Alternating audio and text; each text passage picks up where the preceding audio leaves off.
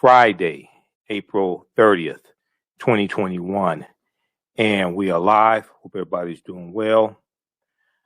It's been a very, very busy day. And I was also on Roland Martin Unfiltered today, discussing some current topics. And one of the topics that we discussed was out of Florida. Okay. I don't know if you heard about this, but this article, this information just came out.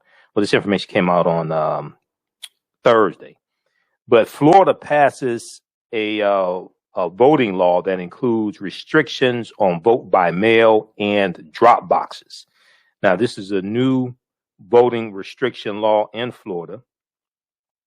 Democratic State Representative Omari Hardy blasted the legislation as the revival of Jim Crow in Florida. As the revival in Jim Crow in Florida. And if you know anything about the history of Florida, you know that Florida was one of the few states where you would lose your voting rights for life if you were convicted of a felony. Okay, this is Florida. All right, so we're going to talk some about that. We discussed that on Roland Martin Unfiltered as well today. And then there was a story. There was a story that we did not get a chance to talk about that ties into our discussion dealing with African-American farmers. So, you know, we've talked about how the $1.9 trillion American Rescue Plan, how that included $10.4 billion to go to farmers, and $5 billion of that 10.4 was going to African-American farmers. And that was addressing a history of discrimination when it came to the U.S. Department of Agriculture and loans being made to African-American farmers. And you've heard Lindsey Graham, who has spoken negatively about the money that is in the bill going to African-American farmers. But keep in mind, Lindsey Graham did not vote, well, no Republican in the Senate or the House of Representatives voted for the American Rescue Plan, not a single Republican. But Lindsey Graham has been blasting, Lindsey Graham of South Carolina, little spineless Lindsey Graham. He's been blasting the $5 billion that was set aside for African-American farmers.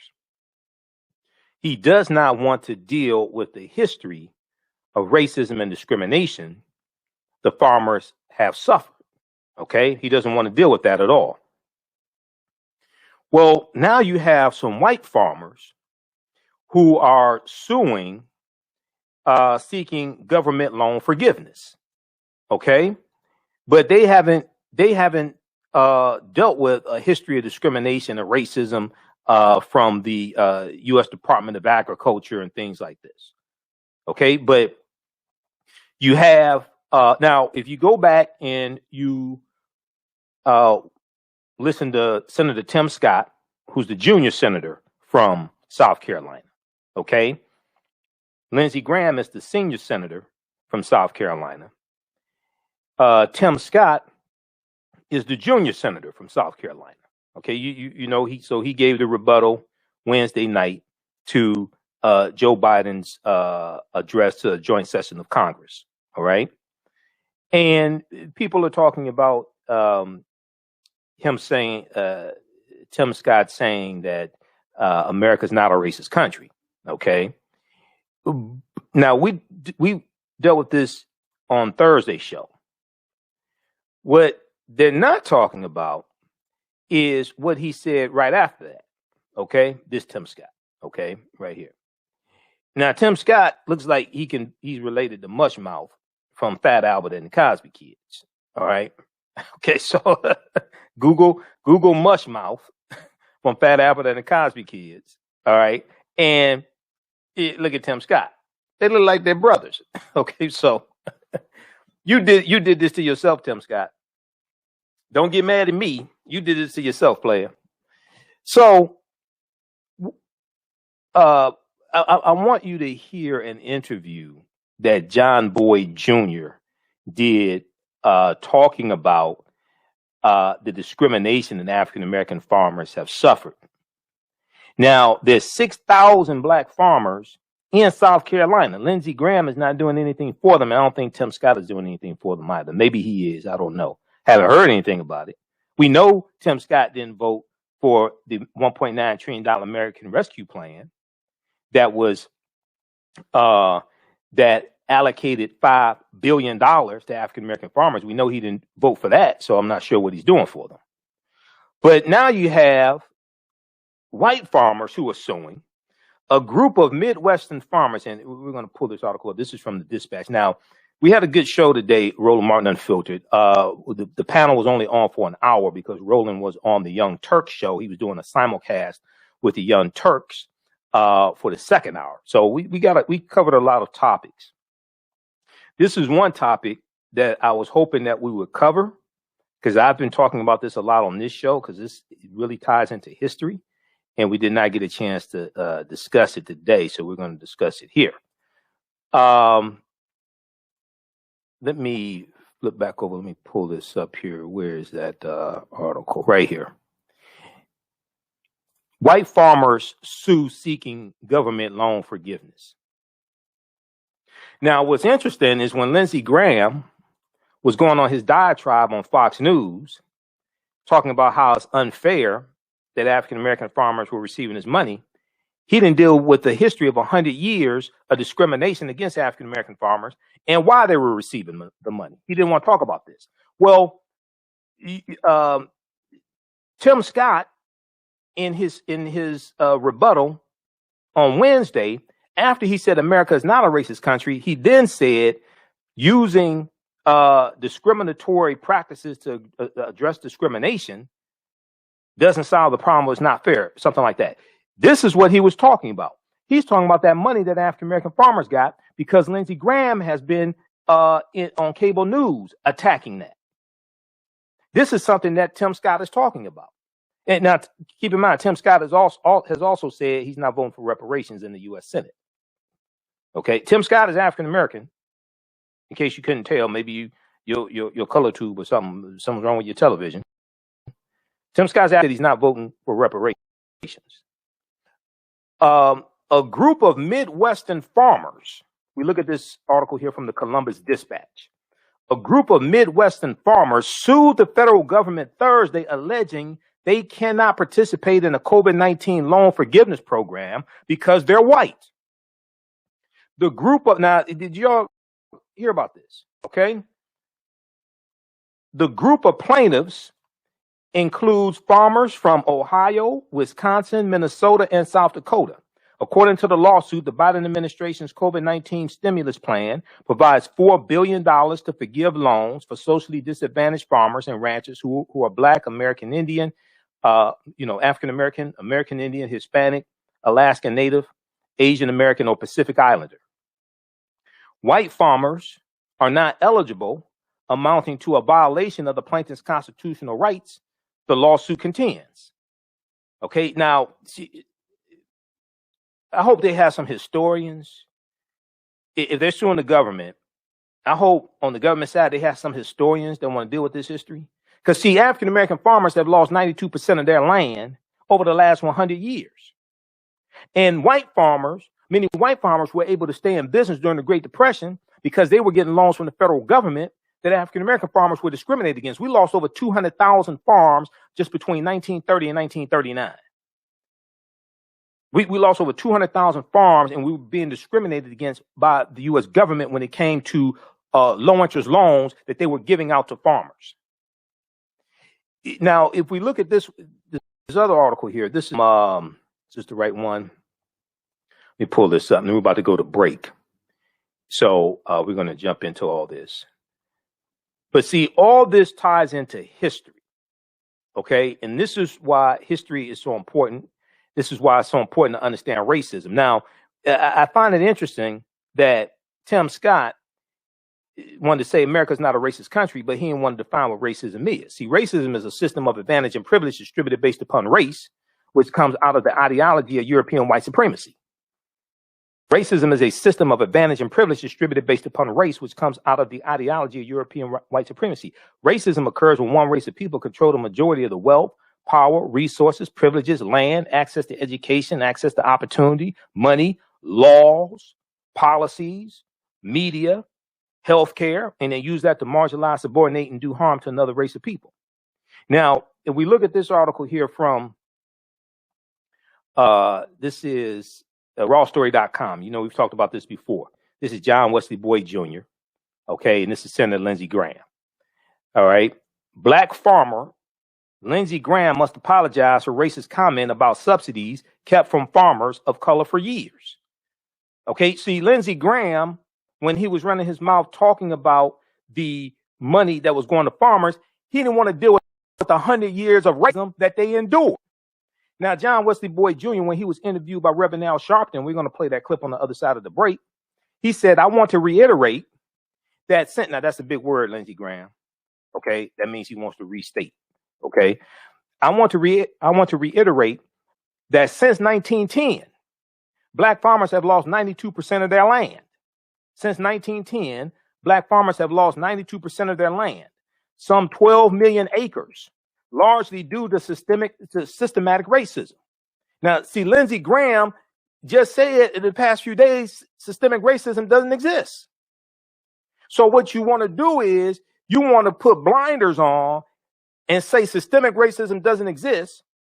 Then when you have a reallocation of funds, of resources to address the systemic racism, then you want to call that out and ignore why you had to pay out the money in the first place.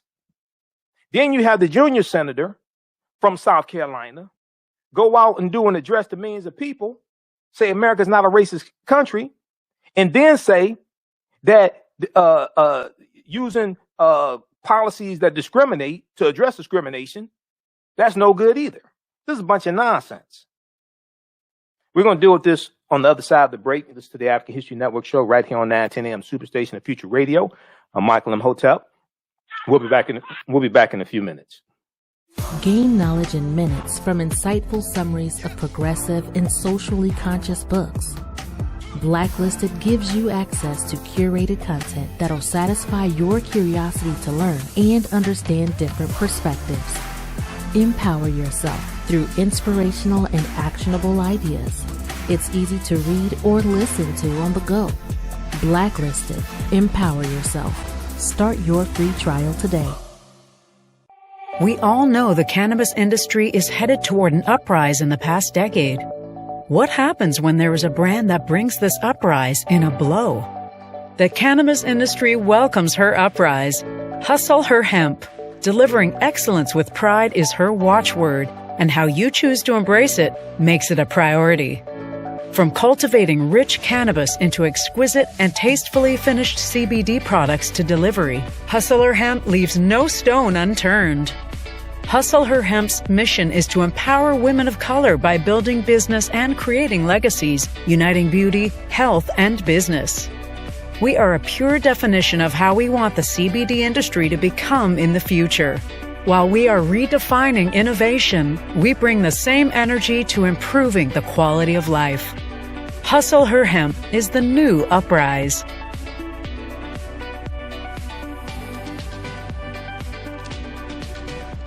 Hi, I'm Joel Wilson, President and CEO of JCW Computer Consulting LLC, a technology implementation firm with over 20 years of satisfying customers.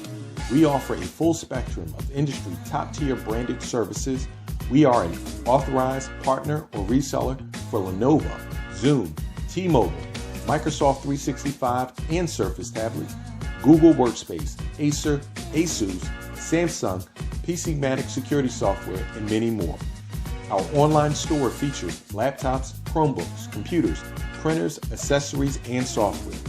Businesses, take advantage of our free 1-hour Zoom tech consultation and know we offer top nationwide high-speed internet service providers voice over IP, and cellular phone services.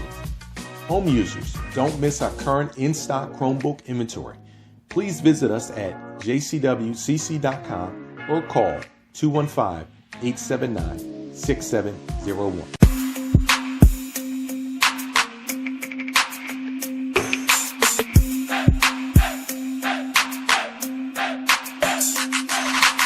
Are you getting ready for fall or winter? We have the solution for all seasonal clothing needs. Kemeticwear.com is the go-to online source for Kemetic African fashion and lifestyle products with a contemporary twist.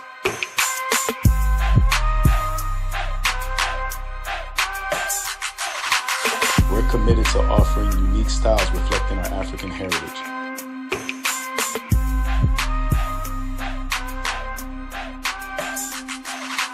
Kemeticwear.com is inspired by KemeticScribes.com to influence our people in learning and showing pride. Please visit our website at Kemeticwear.com.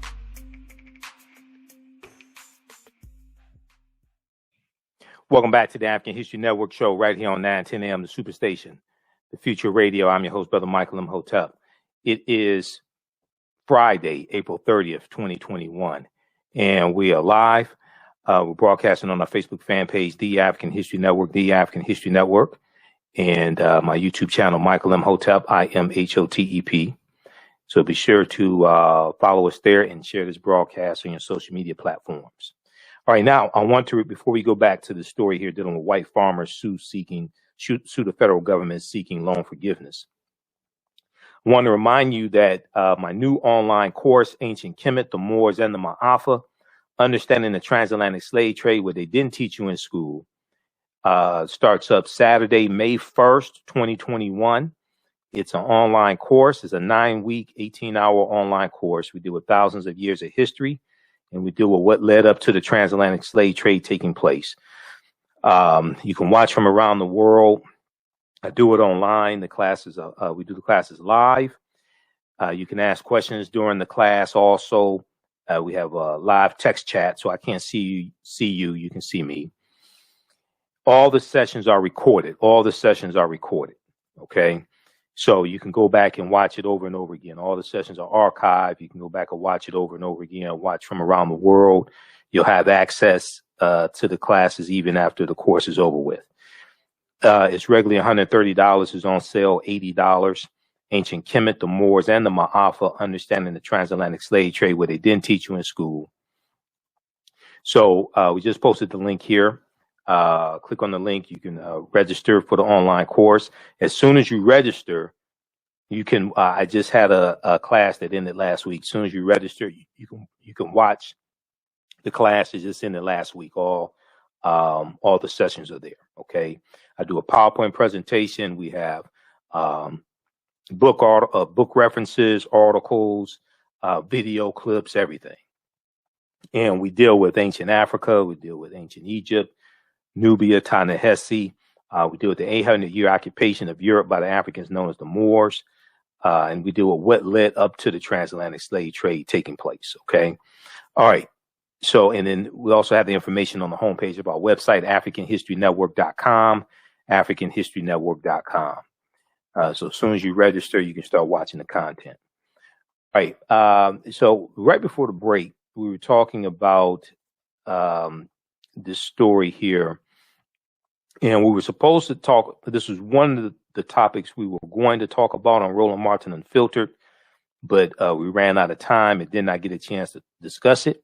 So we're going to talk about it here, and then we're going to go to. I want to go to the story dealing with Florida. Okay, because all this ties into politics. All this ties into racism. Racism is a system of advantage and privilege distributed based upon race, which comes out of the ideology of European white supremacy. All right, so all of this is connected. All right, and then also, Kevin, I got to send you this other clip here. Let me see. Is this in here? Let me see. Hold on. I have to send you this other article. I think it has one of these has the statement from one of these has the statement from Tim Scott. I gotta find that article again. It's from CNN, and because I want to hear Tim Scott's statements dealing with racism. All right, okay, because I find it interesting when you have somebody. Now, Tim Scott will speak out against police brutality, not as much as he should, but he will speak out that some because he's been on the Senate floor and talked about how he feels he was the victim of racial profiling sometimes when it comes to police stops. Okay, but on a lot of this stuff, he doesn't go far enough. All right, I'm going to send you this. I got to send you this other article here, Kevin, and it has the clip in it. It's right at the top. Has the clip in it. It's from CNN. All right, so I'm going to send this to you now. All right, so let's look at this article here from the Columbus Dispatch. Let's go back to this one from the Columbus Dispatch, dealing with the white farmers suing the federal government. White farmers sue government seeking loan forgiveness. Okay, so a group of Midwestern farmers sued the federal government Thursday, alleging that they cannot participate in a COVID-19 loan forgiveness program because they're white. Now, the group of plaintiffs includes farmers from Ohio, Wisconsin, Minnesota, South Dakota. According to the lawsuit, the Biden administration COVID-19 stimulus plan provides $14 billion to forgive loans for socially disadvantaged farmers and ranchers who are African American, American Indian, Hispanic, Alaskan Native, Asian American, or Pacific Islander. White farmers are not eligible, amounting to a violation of the plaintiff's constitutional rights, the lawsuit contends. Okay, now the lawsuit says, quote, were plaintiffs eligible for the loan forgiveness benefit, they would have the opportunity to make additional investments in their property, expand their farms, purchase equipment and supplies, and otherwise support their families and local communities, the lawsuit said. Because plaintiffs are ineligible to even apply for the program solely due to their race, they have been denied the equal protection of the law and therefore suffered harm. Wow, that sounds like the history of African people in this country. See, once again, they don't want to deal with the 100 years of racism and discrimination that black farmers have suffered through. The U.S. Department of Agriculture issued a statement saying it was reviewing the lawsuit with the U.S. Department of Justice, but the U.S. Department of Agriculture plans to continue to offer loan forgiveness to socially disadvantaged farmers. Now, attorneys for the conservative Wisconsin Institute for Law and Liberty filed the action on the white farmers' behalf in federal court in Green Bay. The filing seeks a court order prohibiting the USDA from applying racial classifications when determining eligibility for loan modifications and payments under the stimulus plan. It also seeks unspecified damages. Now, minority farmers have maintained for decades that they have been unfairly denied farm loans and other government assistance. You're dealing with a history of white supremacy and racism.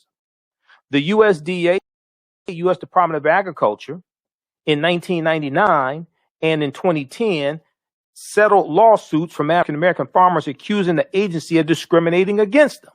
Yes, they did. Okay, and you had the Pickford lawsuit was one of them back in 1999. Still, less than 2% of direct loans from the Trump administration in 2020 went to black farmers. Now, why isn't spineless Lindsey Graham talking about this? Why isn't spineless Tim Scott talking about this? Less than 2% of direct loans from the Trump administration in 2020 went to black farmers. And some African-American farmers have criticized Agriculture Secretary Tom Vilsack for failing to address a backlog of discrimination complaints and failing to hire minorities for high-level positions. Now, Tim Vilsack was the Secretary of Agriculture under the Obama administration. Joe Biden brought him back. Now, a lot of black farmers were saying, look, he mistreated us when he was Secretary of Agriculture before. Tom Vilsack has said that he's going to basically correct that behavior. Vilsack did an interview with the Washington Post. We talked about that here. And I want to pull up this article here from the Washington Post, because in this interview, Tom Vilsack, the new Secretary of the U.S. Department of Agriculture, talked about the loans that were given, the subsidies given out by the Trump administration. Okay? Now, let's look at this here. Now, why wasn't Tim Scott, spineless Tim Scott, why wasn't he jumping up and down, okay, and calling this out under the Trump administration? Why wasn't spineless Lindsey Graham, and both Tim Scott and Lindsey Graham, they have 6,000 African-American farmers in South Carolina, and they're not doing anything for them. Now, look at this article here from the Washington Post. We talked about this article here on this show, because all that gossip and all that nonsense, we don't have time for that. We deal with like real topics, okay, real substance here. Agriculture Secretary Tom Vilsack says only 0.1% of Trump administration's COVID farm relief went to black farmers. Where's Tim Scott? Where's Senator Lindsey Graham? Lindsey Graham is speaking out when you had Senator Raphael Warnock and Senator Cory Booker, who are advocating on behalf of African-American farmers. And Senator Raphael Warnock introduced the Justice for Black Farmers Act. They're the ones that put that money into the COVID, the American Rescue Plan, the $1.9 trillion American Rescue Plan. That's how that money got in there. Agriculture Secretary Tom Vilsack says only 0.1% of Trump administration's COVID farm relief went to black farmers. Okay, now this is from March 25th, 2021. If we look at this here, Tom Vilsack was interviewed by the Washington Post.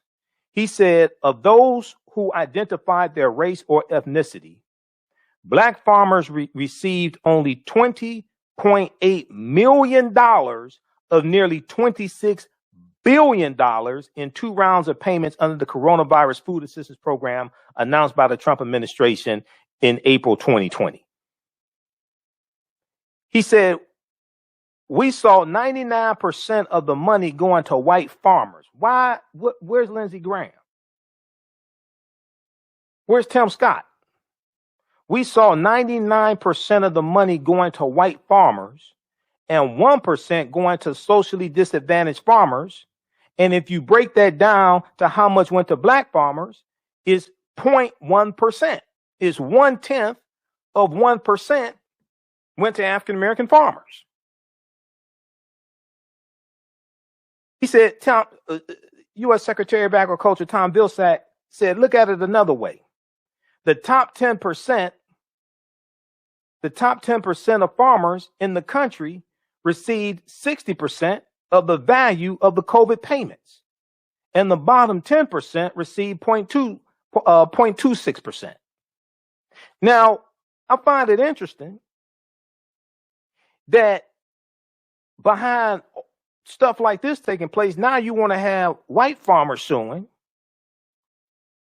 who say, their constitutional rights have been violated and all stuff like this. But you're not addressing the past 100 years of history that caused African-American farmers largely to lose 92% of their land, and the discrimination that they suffered when it came to government loans. Let's look at this some more, then we'll go to the phone lines. So stand by. Okay, we got the clips ready. Stand by. So, Tom, okay, I want to go back to the one from the Columbus Dispatch. Okay, we'll go back to this. And then we have to squeeze these clips in also. Then I have to get out of here. I have a class to teach. Tom Vilsack, who served under the Obama administration and returned to the role after President Joe Biden took office, because Joe Biden said, look, the Department of Agriculture was screwed up under Trump. Joe Biden said, I need somebody who knows how to run this department, who can hit the ground running. So that's why he tapped Tom Vilsack again. Tom Vilsack said in a statement last month that generations of socially disadvantaged farmers have suffered due to systemic discrimination and a cycle of debt. Tom Vilsack is white, for those that don't know. This is what Tom Vilsack said in the interview with the Washington Post. He's laying out the history of discrimination against African-American farmers coming from the federal government. Tom Vilsack said he has been trying to assure minority farming groups that he will work to stem racism within the USDA, within the U.S. Department of Agriculture. Civil rights advocates have hailed Joe Biden's stimulus plan as a means of finally helping farmers of color. But then you got Lindsey Graham and Tim Scott attacking this. Okay, now this is what we're going to do, Kevin. I want to go to the clip that I just emailed you from Reverend Al Sharpton from YouTube. I want to go to that clip. Okay, let me introduce you right quick. Now, this is Reverend Al Sharpton back in March, right around March 14th. He interviewed John Wesley Boyd Jr. John Wesley Boyd Jr. is the president of the Black Farmers Union.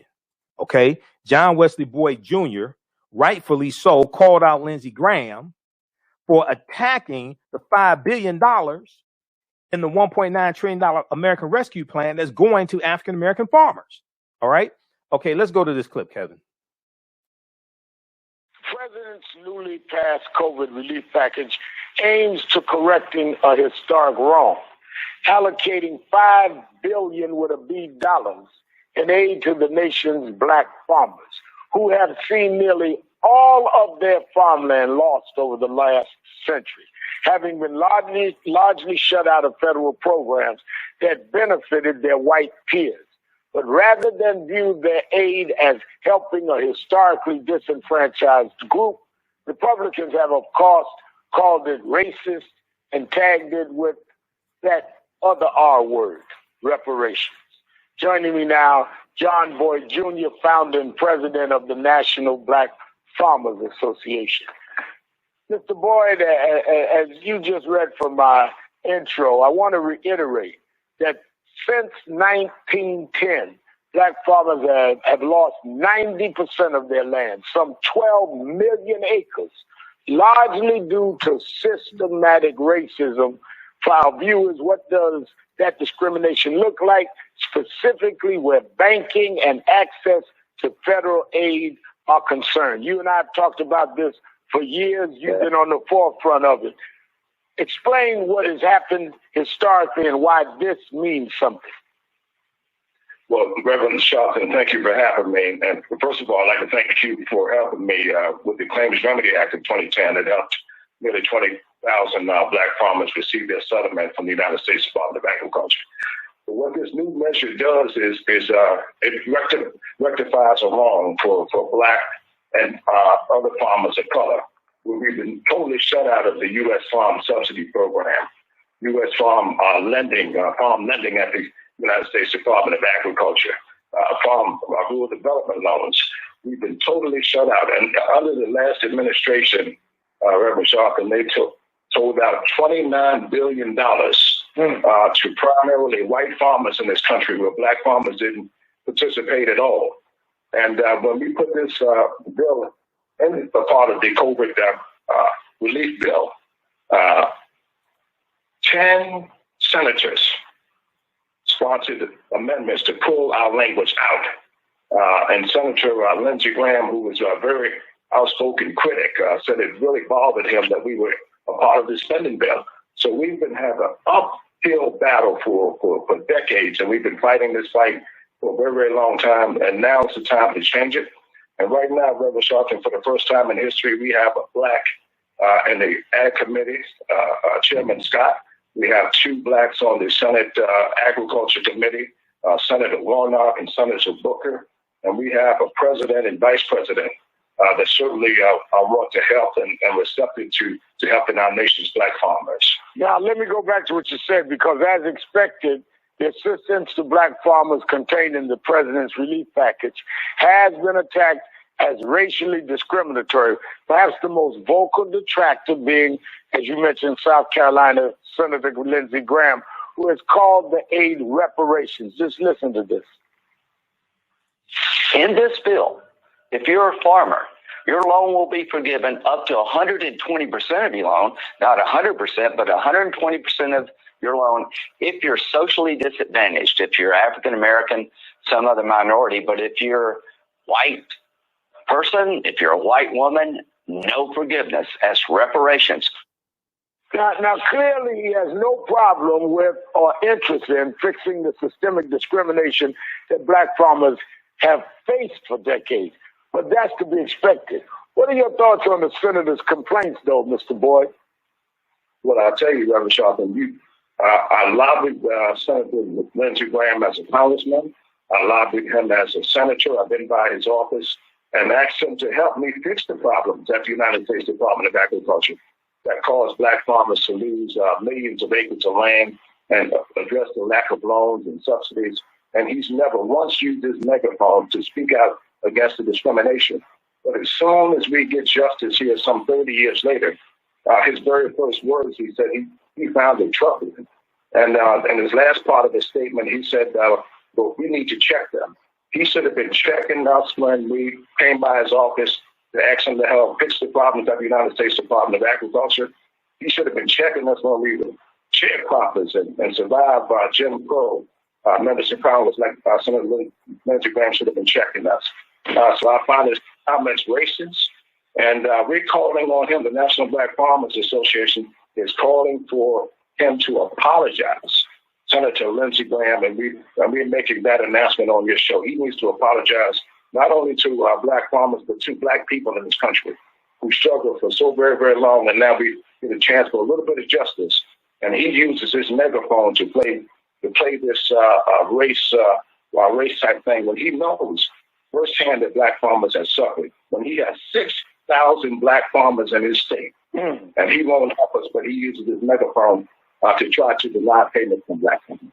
You know, a century ago, there were 1 million black farmers. Now there are fewer than 50,000. According to the Department of Agriculture, Agriculture Secretary Tom Vilsack says he's aware of the disparity and wants to grow more farmers of color. Apart from this relief package, where should he start? He should start, just like you said, immediately to get the debt relief out to the thousands of black farmers that desperately need it right now. And I spoke to Secretary Vilsack yesterday and urged him to hurry up and put in place the commission and to get the debt relief to not just black farmers, but farmers of color, Native American farmers, Hispanic farmers, and other socially disadvantaged farmers. He can't be the same Secretary Vilsack he was under the Obama years. He's going to have to take a more aggressive approach to help fix our culture, the discriminating culture, Reverend Sharpton, because nobody has been fired for the act of discrimination, for discriminating against me and thousands of other black farmers. Yeah. The only black I know that was fired was Shirley Sherrod. She was fired the next day. We need accountability for those people who were found guilty of discriminating. Some heads need to roll so that people know that this can't be the same old United States Department of Agriculture. And Secretary Vilsack needs to make a quick announcement that USDA is open for business for blacks and other minority farmers. All right. I'll have to leave it there, but you worked on this a long time. I've been there with you, and I'm glad to see some light in this darkness. Thank you. All right. So that was that's from about March 14th, 2021. Reverend Al Sharpton on Politics Nation interviewing John Wesley Boyd Jr. And John Boyd Jr. was calling out spineless Senator Lindsey Graham. And read this article here from rawstory.com.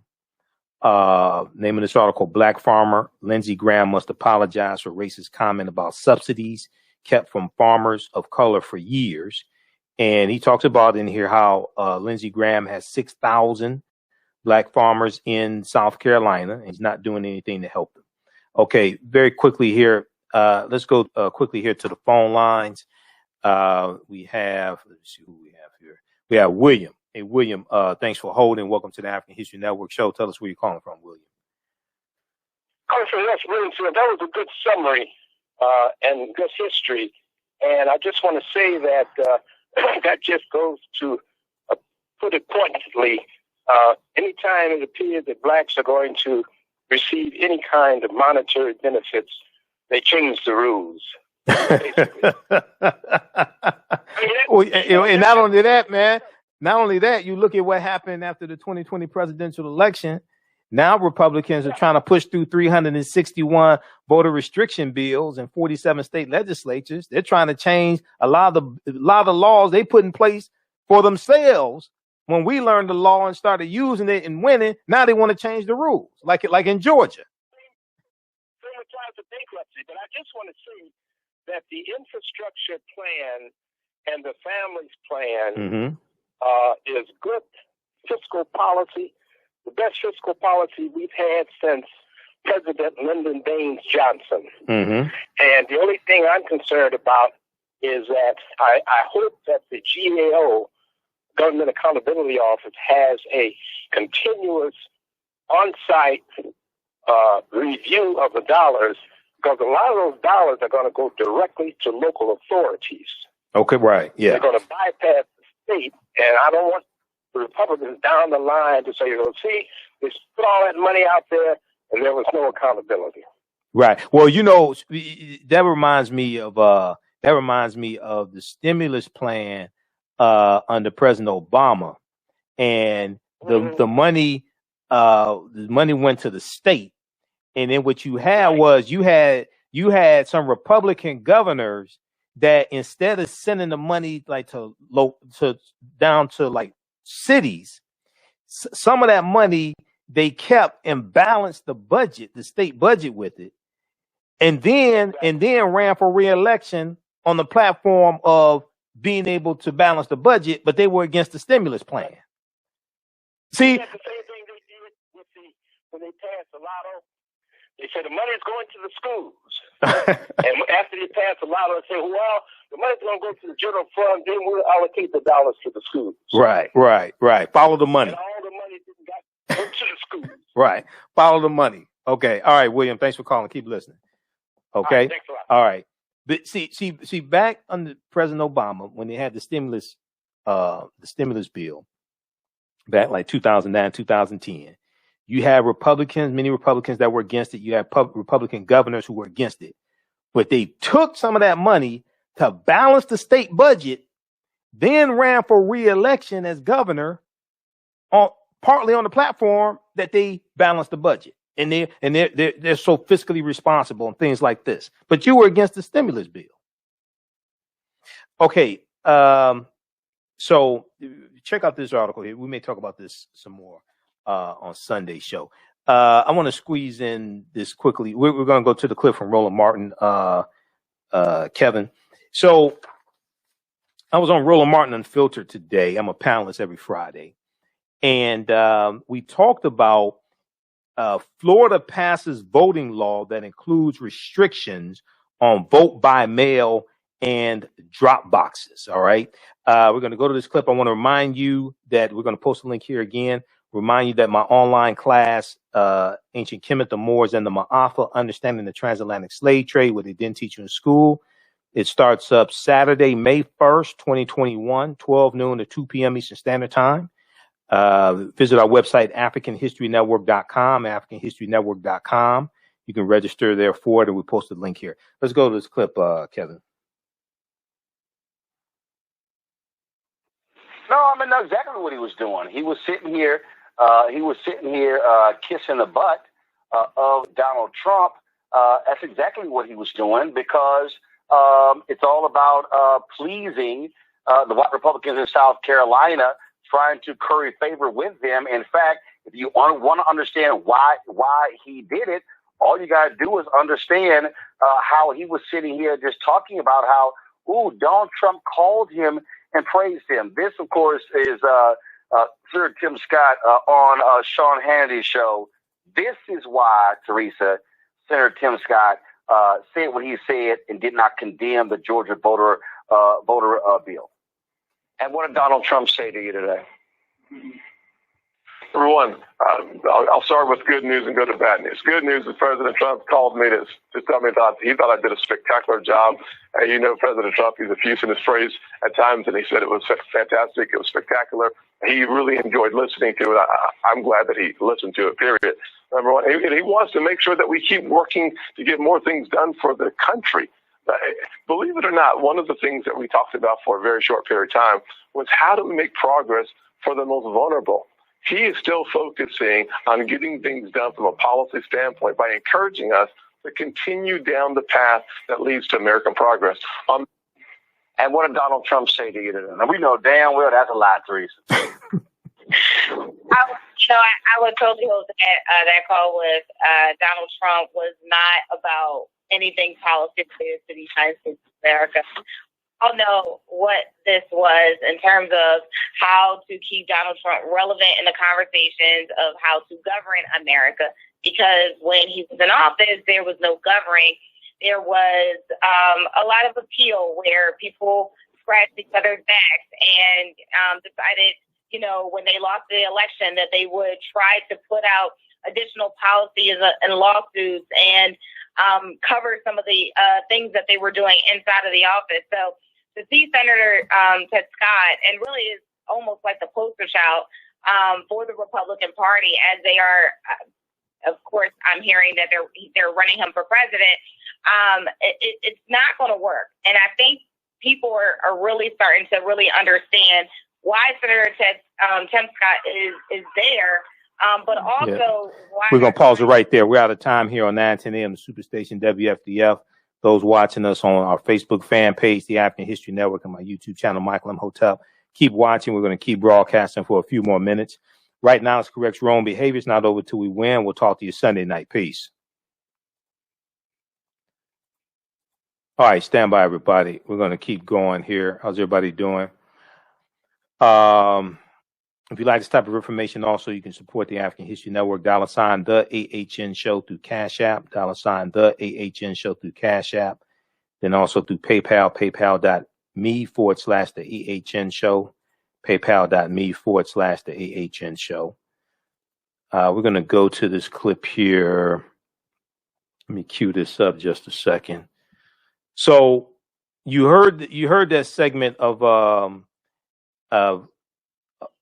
you heard that segment of Tim Scott on Sean Hannity's show.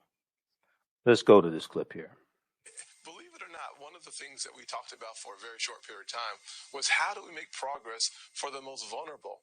He is still focusing on getting things done from a policy standpoint by encouraging us to continue down the path that leads to American progress. And what did Donald Trump say to you today? Now, we know damn well that's a lie, Teresa. I would totally hope that call with Donald Trump was not about anything policy related to the United States of America. I don't know what this was in terms of how to keep Donald Trump relevant in the conversations of how to govern America. Because when he was in office, there was no governing. There was a lot of appeal where people scratched each other's backs and decided, when they lost the election, that they would try to put out additional policies and lawsuits and cover some of the things that they were doing inside of the office. So to see Senator Ted Scott, and really is almost like the poster child for the Republican Party, as they are, of course, I'm hearing that they're running him for president. It's not going to work. And I think people are really starting to really understand why Senator Tim Scott is there, but also why they're trying to rebuild almost, the Republican Party to some of these interesting ways that some Republicans are just not used to. So here, Ron Brownstein tweeted this out, Michael, and I think this really, I believe, explains exactly why Republicans are doing what they are doing. Let me pull this tweet up that I think is important. This is let me zoom this in right here. This is what he said. Overlooked, even with huge increase in turnout last November, showing again Trump's appeal for them. Non-college whites fall below 40% of actual 2020 voters in new U.S. Census data for the first time, per William Fry of the Brookings Metro. He then said, even Trump's pull can't change the long-term arc. Since 2008, non-college whites have fallen from 51 to 41% of eligible voters and from 48 to 39% of actual. College plus whites have grown from 20 to 25.5% of early voters, 28% to 31% of actual voters. People of color up from 27 to 33% of eligible, 24 to 29% of voters. That right there is why Republicans are doing what they're doing, Michael, because they live off of those non-college whites. That number is dramatically falling. Other numbers are going up, benefiting Democrats. Yeah, Roland, this all ties into the fear of the browning of America. This ties into also the white people having a negative birth rate in 26 states out of 50, as the U.S. Census Bureau announced in June 2018. And they're looking at the trajectory for the next 20, 30 years. They see they're declining in population, so they want to make it harder for people to vote. They want to suppress the votes as well. And, you would expect something like this from Florida because, see, when you talked about when we look at felony disenfranchisement, Florida was one of the few states where you lost your right to vote if you had a felony for life. Okay. And, the work that Brother Desmond Meade has been doing down in Florida, and you've been covering that, has been fighting against this. But, this is all part of this plan. This part of this backlash from the 2022 presidential election that was consequential. And African Americans and Hispanics and others realized the power of the vote, and they realized that Trump had to be stopped. So, they always come with this backlash in the courts and the state legislatures. Okay, it's just like 2013, Shelby County versus Holder, U.S. Supreme Court case, backlash to 2012 presidential election where President Barack Obama won a second term. That's what we're dealing with here. So we have to fight against this, and we have to keep up the pressure on the corporations to put pressure on the state legislatures as well. The work that LaTosha Brown and others are doing, we have to keep this up, brother. But this is all out war. We're going to have to engage in economic guerrilla warfare, as I've been saying. Well, it's no doubt. And again, you're going to see more of this, Jason. You have folks like Mark Elias, Large Committee for Civil Rights Under Law, NAACP, Legal Defense and Education Fund, and others saying we're going to battle this out in the courts, which is why it was so important, which is why Republicans held up more than 100 seats under President Obama and then gave the opportunity for Donald Trump, him appointing all those federal judges, more than 280. This is why, because they want them ruling in their favor once the lawsuits are filed. Absolutely. The judicial system is a backstop for everything. And so they knew, it's not just the Supreme Court, it's district judges, all of that. They knew that a lot of their policies and ideas are going to go before judges. It's funny, though, with Donald Trump, when he was president, he couldn't even win in front of his own judges because a lot of times, it was just no merit. There was no merit to a lot of their legal claims and lawsuits. And they would go in front of courts and lose in front of people that they put up there because they couldn't even fake it. And we saw that with the last election. I agree with the last brother. These changing demographics scare them. This is why a friend of ours, a mutual friend, Roland, he shall remain nameless, is talking about replacement and bringing this replacement theory out there. Oh, I'm sorry. You mean the white supremacist Tucker Carlson? I'm not going to say anybody. I will. White supremacist Tucker Carlson is leading the white nationalist network, Fox News, which is why that's right. So they called Jason. They ain't going to call me, but I'm going to go ahead and call. Either. Oh, they go. I criticized Tim Scott. and it went crazy, they're not going to call me anymore. Go ahead. But look, I'm glad to be here on Black-owned media on Roland Martin Unfiltered. But yeah, I mean, that whole thing, this fear of being replaced, or this fear, and we heard that in Charlottesville, that's going to continue to drive even some of the policy that they have before them. They pretended to be for criminal justice reform, but we know in reality they want to stop us from voting, stop immigration, do anything they can to maintain the current demographics, and they're not even trying to hide it anymore. So I think the brother was correct. We need to continue to keep the pressure on economically and in any other means, and hopefully there will be some judges that can be appointed under this current administration. Well, look, I have a book coming out in next year that's called White Fear. And in fact, it's so funny. Let me go ahead. I'm going to give y'all a sneak peek. All right, y'all. Nobody else has this. We actually have finalized what the title is going to be. And it's real simple. The book is going to be called White Fear: How the Browning of America is Making White Folks Lose Their Minds. It is.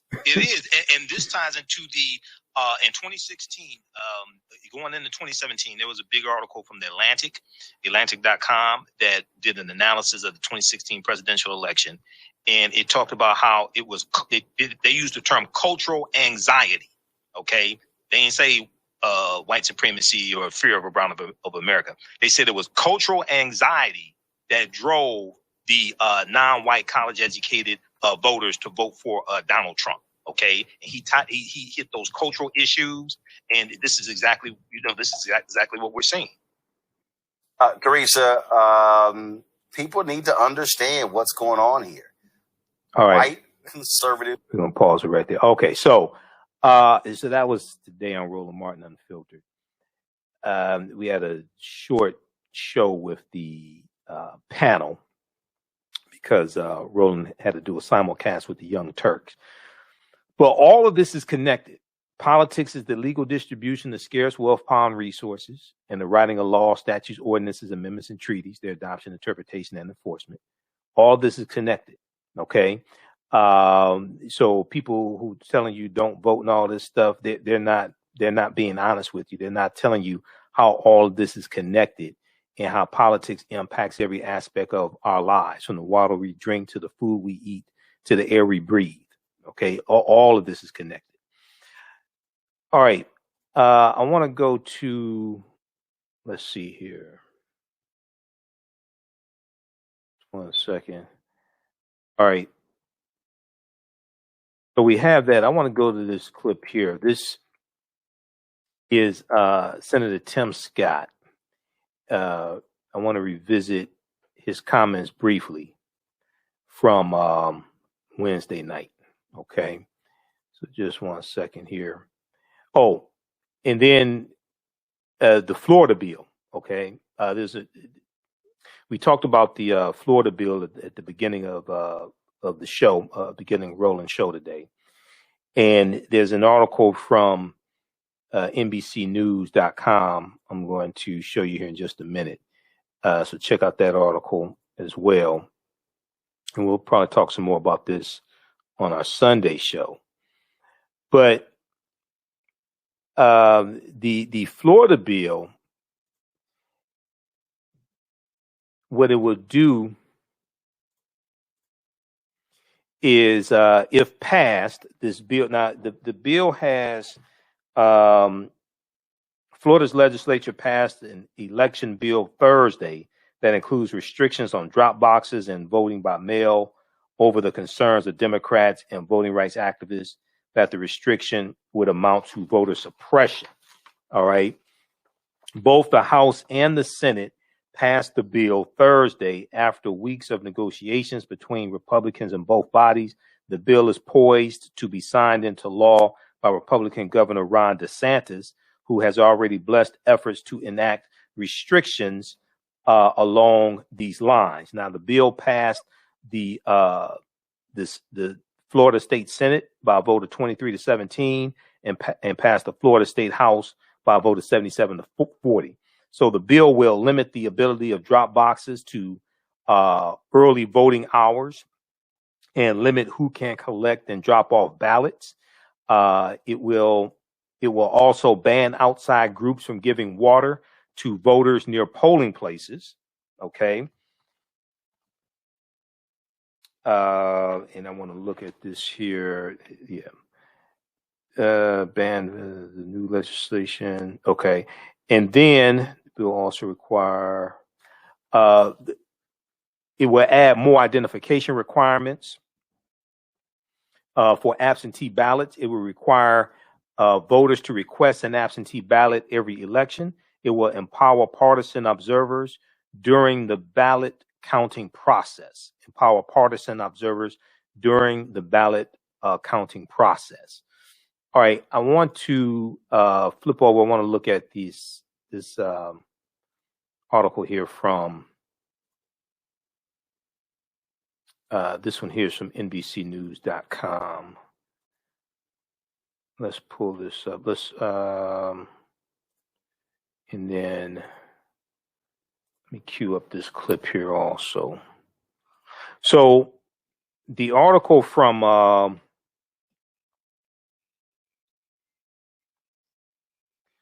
where is this one here? Okay. The article from NBC News, Florida passes voting law that includes restrictions on vote by mail and drop boxes. Okay. Now, back in 2018, you remember Andrew Gillum, who was the mayor of Tallahassee, Florida. Andrew Gillum ran for governor. Okay.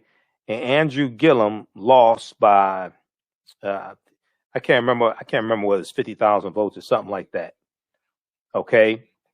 If Andrew Gillum had become governor of the state of Florida, I guarantee you Andrew Gillum would have vetoed this bill if it passed the Florida state legislature. If Andrew Gillum had become governor of Florida, if this bill came across his desk, he would have vetoed this bill. Now, you had some African Americans in Florida who didn't vote for Andrew Gillum. They said he doesn't have a black agenda, blah, blah, blah. But you let somebody get in office who has an anti-black agenda. And Andrew Gillum's policies were much better than Ron DeSantis' policies. A policy does not have to say black or African American to benefit you. And if you're trying to get elected in Florida, you're not going to get elected running on no red, black, and green black agenda. Not the governor. That's not going to happen. You have to be able to look at the policies and see whose policies are most beneficial to you. If Andrew Gillum had become governor of Florida, when this bill came across his desk, he would have vetoed the bill. This is understanding political self-defense. It's not only about what a candidate or a politician can do for you. It's also about understanding how to block and stop what people are trying to do to you. So the people who said they weren't going to vote for Andrew Gillum because he didn't have a black agenda did not see Ron DeSantis coming, who's a Trump supporter. The same thing in Georgia. You had some African Americans who said they weren't going to vote for Stacey Abrams because she didn't have a black agenda. But your dumb ass let Brian Kemp get in office, and Brian Kemp has an anti-black agenda. The governor of Georgia, Brian Kemp, who signed into law SB 202 within an hour of it passing the state legislature. He didn't even read the bill. The voter restriction bill, Senate Bill 202, he signed that into law. It's not only about what a candidate or a politician can do for you, it's about understanding how to block what they're trying to do to you. It's understanding political self-defense.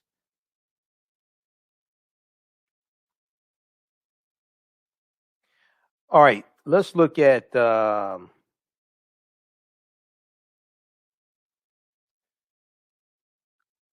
this one here. This is from NBC News.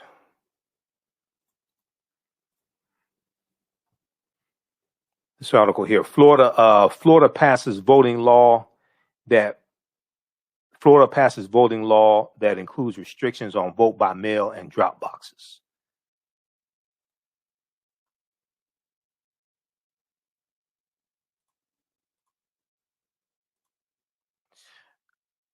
Okay, very quickly. So Florida's legislature passed an election bill Thursday that includes restrictions on drop boxes and voting by mail over the concerns of Democrats and voting rights activists that the restrictions would amount to voter suppression. That say the restrictions would amount to voter suppression. Now, while an earlier proposal would have banned the use of ballot drop boxes outright, the new legislation would allow their use as long as election officials follow new constraints. Limits on who could drop off voters' ballots at drop boxes, a ban on moving drop boxes within 30 days of election, restrictions on where drop boxes could be placed, and a requirement that they would all have to be monitored by elections officials whenever they're open. Now, the bill would also require voters to request to vote by mail more regularly, prohibit election officials from using private money to help pay for election administration, restrict third-party voter registration organizations, add new powers for partisan election observers, and give Governor Ron DeSantis the leeway to appoint replacements to fill certain local political positions vacated by people running for higher office. Give Governor Ron DeSantis the leeway to appoint replacements to fill certain local political positions vacated by people running for higher office. Now, Democrats say the last provision is targeted at local officials looking to run in a special election to replace Democratic U.S. House of Representatives member Representative Alcee Hastings, whose death left an opening in the Democratic-heavy Miami area. Democratic State Senator Audrey Gibson said the measure was an attempt to create a monarchy by giving the governor more power.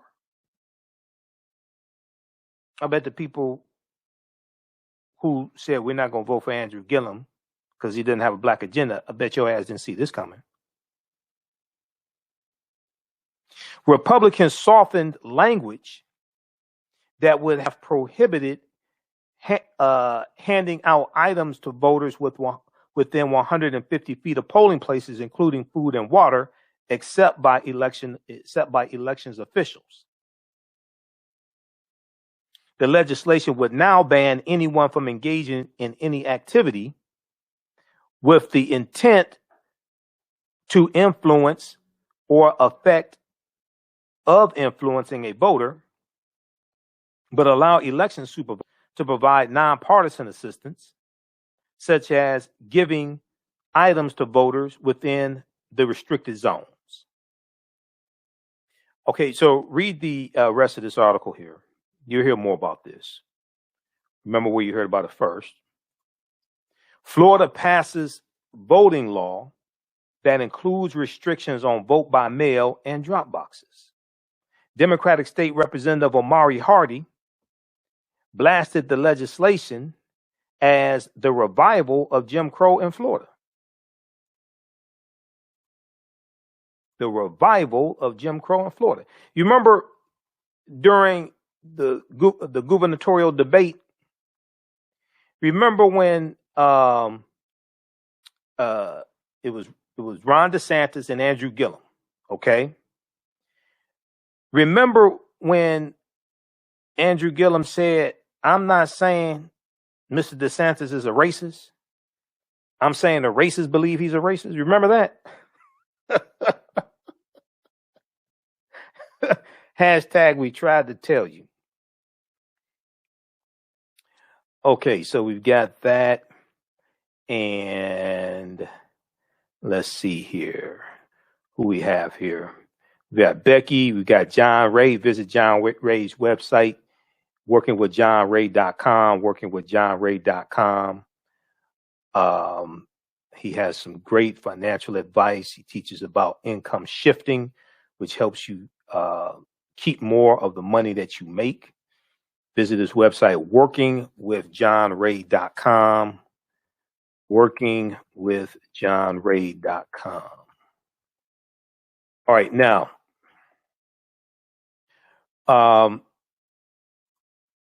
let's see here. Okay, we got the. Oh, I want to play this clip of Tim Scott.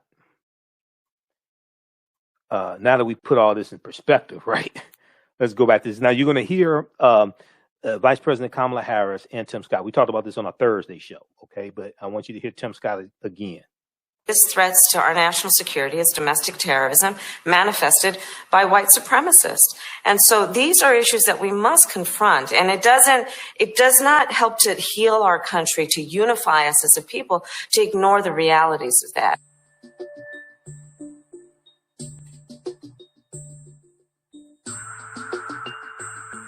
I don't think America is a racist country, but we also do have to speak truth about the history of racism in our country and its existence today.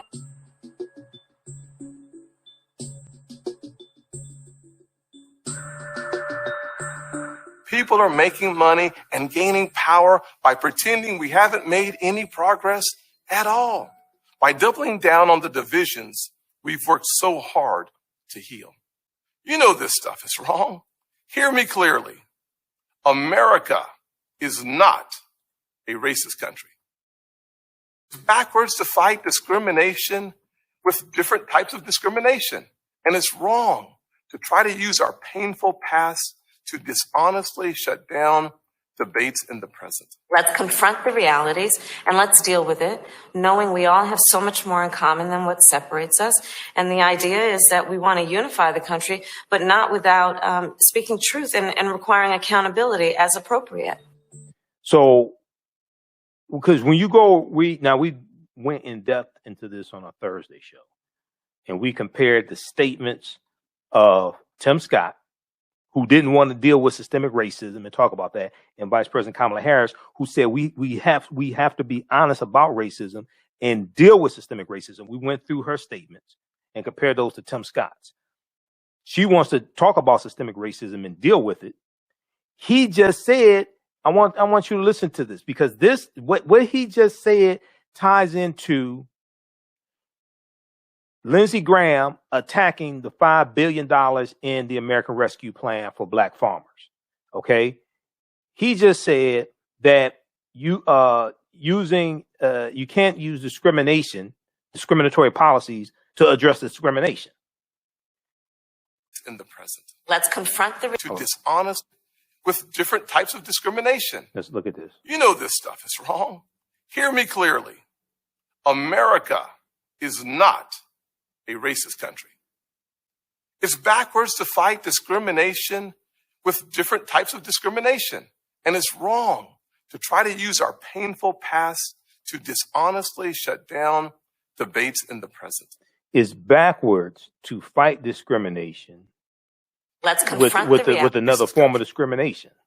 It's backwards to fight discrimination with different types of discrimination. It's backwards to fight discrimination with different types of discrimination. Joe Biden signed the American Rescue Plan into law that allocated the $5 billion to the black farmers, including black farmers in South Carolina, where Senator Tim Scott and Senator Lindsey Graham are. But they're not dealing with policies to address the issues and concerns of African American farmers. In this history, so Lindsey Graham wants to attack them getting the money, but he don't want to be honest about why they had to have the money. The past 100 years of discrimination and racism against African American farmers. This is the game they're running. Okay. So we got that. And then we'll post this here. Okay, the Cash App and PayPal. $ the AHN show through Cash App and through PayPal, paypal.me/the AHN show. All right, I'm going to post this link here. There was this article we talked about this Thursday. This is from CNN and it has the clip of Senator Tim Scott and Vice President Kamala Harris. Biden and Harris respond to Tim Scott's claim that U.S. is not racist, stressing racism must not be ignored. Also, Tim Scott did not call out white domestic terrorism, because Kamala Harris called it out and she said that's one of the biggest threats to America, white domestic terrorism.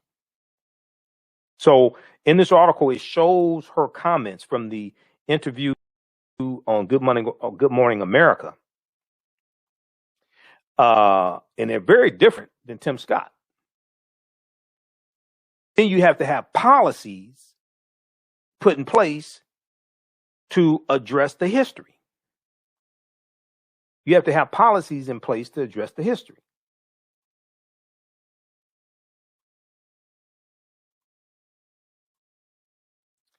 Let's see here. Okay, so check that out as well. You can read that.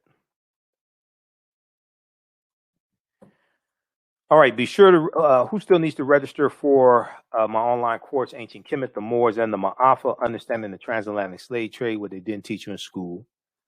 Let me know. We'll post the link again. If you go to our website, AfricanHistoryNetwork.com, right on the home page, you scroll down, it has information for the radio show here. You can click the link to listen to the audio podcast of the shows. Click here to read articles I've written. Has information here for the online course. Starts up Saturday, May 1st, 2021. It's 12 noon to 2 p.m. Eastern Standard Time. So we do the class live because a lot of people kept asking me about that. What if I missed the class? We do the class live. We record all of the classes. All the classes are automatically recorded. They're automatically archived. So you can go back and watch them over and over again, even if you missed the class. You'll still have access to the class once the whole course is over with also. Click right here to enroll. And this is a 9-week, 18-hour online course. We'll meet for 9 consecutive Saturdays. You can watch from around the world. You can be in your pajamas if you want to. I won't be in my pajamas.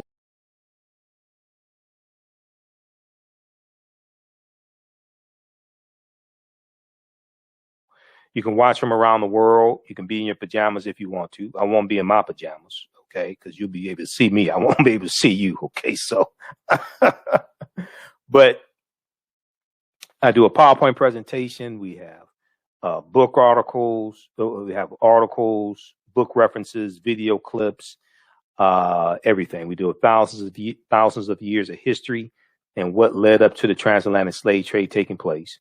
So when we deal with the transatlantic slave trade, we can't start talking about it in 1441 with the Portuguese going into Mauritania. We can't start in 1619 in Virginia. We have to deal with thousands of years of history that led up to the transatlantic slave trade taking place. And we also have to deal with the fact that African people are the original people of North, Central, and South America. And we've been in this land that we call the United States of America going back at least 51,700 years. Okay, at least 51,700 years. We look at this book here from Dr. David Imhotep. The first Americans were Africans, documented evidence. The first Americans were Africans, documented evidence. So this is one of the books I use in the class. Now, you don't have to buy any of these books to follow along in class, okay? You don't have to buy any of these books to follow along in class. You'll be able to follow along even if you don't have the book. All right. If you want to buy it for your library and everything, that's fine. Okay. But you don't have to feel obligated to buy any of the books to follow along in class. All right. Now,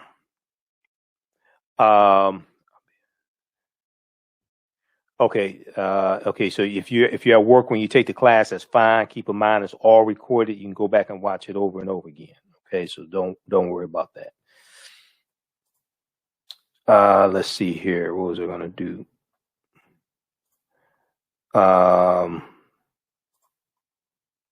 Let me see. We have this clip.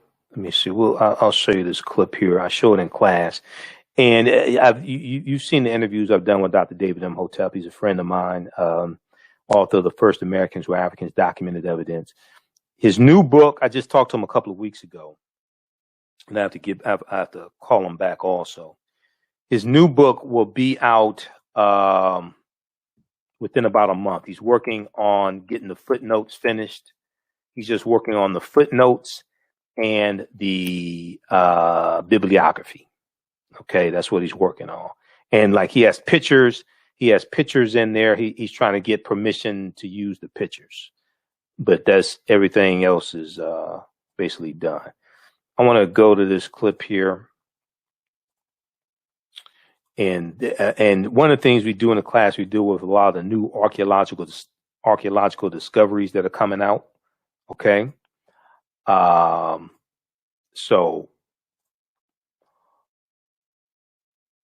And when these archaeological discoveries come out, they are causing all the scientists and archaeologists and paleontologists to rethink everything. Let's see here. Let's go to this clip. I wish you saying that we have a picture of the book too. It's The First Americans Were Africans, and we were talking about Dr. Ivan Van Sertima because I remember back in the 1980s, my dad took me to hear him. He came here to Cincinnati, and his book was They Came Before Columbus, and he talked about how Africans were here. He had a lot of, great research information, and so it was just kind of eye-opening. But we haven't heard a lot about that recently. So tell us how you got involved here. I'm showing that Africans not only came before Columbus, they came before the Indians. So you're going even farther back. I'm going farther back, at least 56,000 years old. Okay, now we've got a graphic up here about 130,000 years ago. Yeah, well, they sailed over here. And when I lecture, people say, well, wait a minute, humans weren't sailing alone. They were boating 130,000 years ago. And I beg to differ. Last year, New York Times quoted BBC, and they wrote an article on how in Crete they have found a stone industry of stone tools dating back to at least 130,000 years. And Crete has been an island in the middle of the Mediterranean for 5 million years. So they had to sail, and it was a continuous civilization, which means they were going back and forth. They knew how to navigate. So if they got to Crete 130,000 years ago, it's easy 70,000 years later that they could make it to the Americans at 56,000 years ago. Right. That's really, how did you even get back to this research? This is just, did you start by reading They Came Before Columbus, and then you expanded on that research? Yes. You see, 36 years ago, Dr. Van Sertima's book came out, and this information is piled on for 36 years. So many different things, so many cutting-edge articles and things have been found since then. Yeah, and so what's the reaction you get when you talk about how Africans came here even before Native Americans? People are amazed. They're shocked. They're shocked. First come shocks, and then they're smiling, and some frown, of course. And then, and what about the school systems? Because, have we gotten this information to the educational system? Not yet. The only book has only been out for a month and a half. And what kind of feedback are you getting when you go around and talk about this? I'm assuming you're doing lectures around the country. Yeah, well, I always bring my peer-reviewed articles. Okay. Because my thesis, which is the same as my title, The First Americans Were Africans, is backed up by 7, soon to be 8, peer-reviewed journal articles, which is the height of academia. Wow. And so you've got credibility. People can see this research. What do you think? Do you think this is going to change history at all? Well, for hundreds of years in Europe, people thought that the world was flat. And it took a while for them to be able to say the world was round in order to go out there and navigate and see that it was indeed round. So it's going to take a little while for them to be around this, but it will happen. And so what part of Africa were the Africans from who came to Brazil? Well, the DNA, the Genome Project found that the earliest ones, the ones that they found in Tierra del Fuego, the very tip of South America, in 1874, 1876, were the short Africans, the Khoisan, who spoke the clicks like that. The gods must be crazy to a movie on it. Yeah, I remember that. Yeah. Yes. So they have about the Coca-Cola bottle selling. Yeah. Yes, they have the oldest DNA and the oldest language on the planet, and they were all over. Oh, wow. All over all three Americas, as well as Asia. So have they done any DNA tests in Brazil to see that? Yes, they have. The Genome Project went all around the world. There were 100,000 people participating. Wow. Taking DNA swabs. And so first we know that it's possible to get over here by canoe, and second of all, the DNA from that group of Africans is in Brazil. The most important thing, not to forget to ask me, well, I will tell you that, where do the Native Americans come from? Well, we've always been taught that they came across the Bering Straits from Asia. This is true, but they did not come until 3000 BC. There is no evidence of them coming before 3000 BC. So for 53,000 years, there were nothing but Africans in North, Central, and South America. Wow. When they come over 3000 BC, those two groups, the Africans and the Mongolians, get together, Asians, get together, and their children are the Native Americans. Wow. This is why the Native Americans do not look Chinese. They are a little different than Chinese. Right. Oh, that's, you know what, we need to learn. It makes a lot of sense, Dr. Imhotep, and we need to learn our history.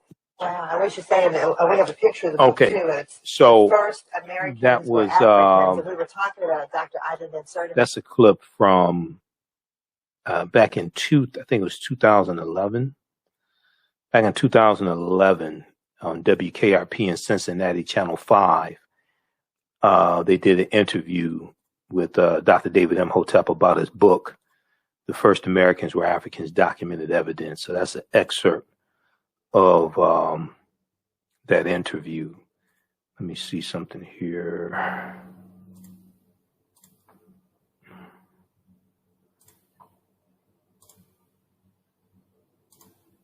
Okay, that's an excerpt of that interview. I'm going to show you the slide here. The picture of the woman and the baby, that's a picture of a Khoisan woman. And the Khoisan have the oldest DNA on the planet. They come from Southern Africa. They're the ancestors to the Ainu and the Twa. They go all around the world. Okay. So let's look at this here. I just want to show you this quickly. And I have to get out of here. Here's some of the things that we deal with in the 9-week online course. It's going to meet each Saturday. The course that just ended, I was doing that on Tuesdays, but it's tough doing it on Tuesdays because I have to turn around and do my show. I was doing the class 8 p.m. to 10 p.m. on Tuesdays, and my radio show at 11 p.m. And that was tough, but Saturday's the only day I don't do radio. So this works out better to do it on Saturday. Okay, so we do what was the transatlantic slave trade? What were some of the events that led up to the transatlantic slave trade starting? What role did Christopher Columbus play? Because Columbus is very crucial to the transatlantic slave trade expanding. Okay. We deal with when did Africans first come to the U.S. as slaves? Did Africans sell themselves into slavery? We deal with that complicated history. Were African people in America before the slave trade? Yeah, we've been in this land going back at least 51,700 years ago. And there's new evidence that pushes that back even farther. The 800-year occupation of Europe by the Africans known as the Moors. Shocking archaeological discoveries that are causing experts to rethink everything. Like the lost city of Egypt that was just found that dates back 3,000 years ago. That was just found in the last few weeks. Okay, that was just discovered in the last few weeks. We talk about insurance companies that took out policies on slave ships and enslaved Africans on the plantations. We deal with also the great West African kingdoms, Ghana, Songhai, and Mali. We talk about Freemasonry, America, and the Founding Fathers, the origins of the term America and Africa, and a lot more as well. Okay. Asar, Aset, and Heru, and the origins of the Immaculate Conception story, links to ancient Kemet in early Christianity, and the fake Willie Lynch letter of 1712, because Willie Lynch never historically existed. The letter's been proven to be a fraud. So these are just a few of the things that we deal with in the online class. Okay. All right. So you can register for that. We have to get out of here. Remember, at the African History Network, we focus on educating, empowering, and inspiring people of African descent throughout the diaspora and around the world, because right now it's correct wrong behavior. It's not over till we win. Wakanda forever. And we'll talk to you next time. Peace.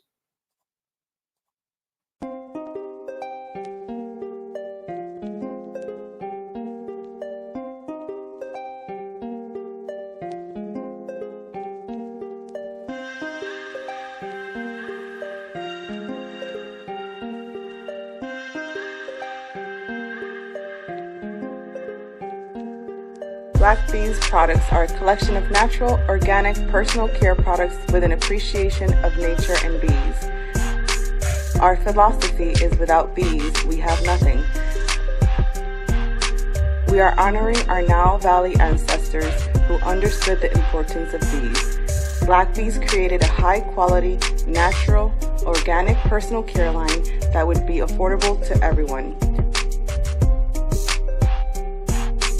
We hope you try and enjoy our Black Bees products line and come back and visit us at blackbeesproducts.com. We all know the cannabis industry is headed toward an uprise in the past decade. What happens when there is a brand that brings this uprise in a blow? The cannabis industry welcomes her uprise.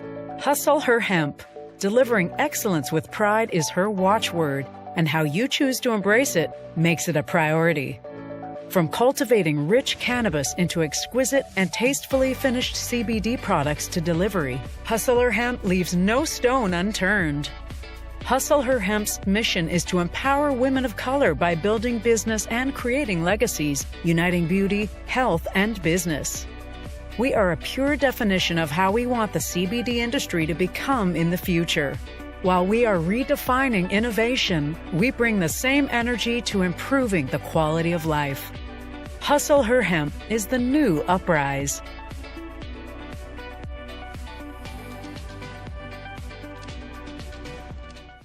With blackbusinesstee.com, the messages are clear and meaningful. Keep your business in the black and out of the red. Mind your black business. Know your numbers and plan strategically. Black Business Boss, lead your industry. Support black business, encourage, patronize, and uplift one another. BlackBusinessTea.com currently has products sold in Detroit, Atlanta, Chicago, and Los Angeles, with proceeds returned to the black community. They have a wide selection of hoodies, t-shirts, mugs, hats, sweatshirts that support black-owned businesses. Visit the website blackbusinesstee.com. That's blackbusinesstee.com. For 25 years, the Black History 101 Mobile Museum has carried on the rich legacy of the Black Museum movement in America by showcasing original artifacts of the Black experience at colleges, universities, K-12 schools, corporations, libraries, conferences, and cultural events, making it the most traversed Black History mobile exhibit in American history. Dr. Khalid El Hakim is the founder of the Black History 101 Mobile Museum, and he is a highly sought-after public speaker on topics of Black history, social studies, education, museum studies, hip-hop, and race relations. Dr. Khalid was named among the change makers for NBC Universal's Erase the Hate campaign and listed as one of the 100 men of distinction for Black enterprise.